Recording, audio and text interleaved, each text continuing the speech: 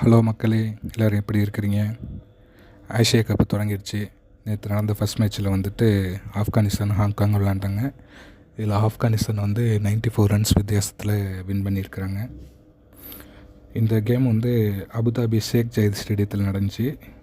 இதில் toss win பண்ண Afghanistan பேட்டிங்கை select பண்ணாங்க. அவங்கள பொறுத்த வரைக்கும் ஓப்பனிங் சதிக்குல்லா அத்தாலும் குர்பாஸும் இறங்கினாங்க. ஆனால் ஓப்பனிங் ஃபஸ்ட்டு ஸ்டார்டிங் அவங்களுக்கு சொல்லும்படியாக அமையலை.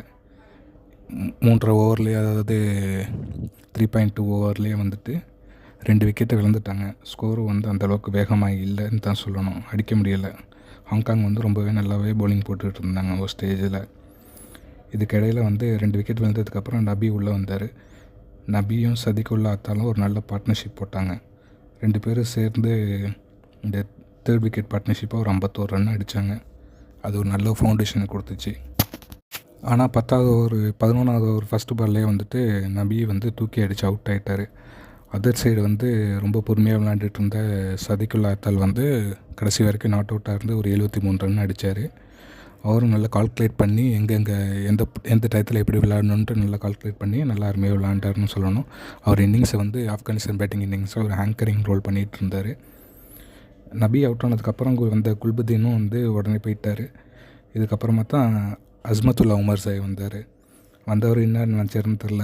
அவர் பங்குக்கு ஒரு 5 6 2 4 அடித்தார். 21 பாலில் 53 ரன்னு.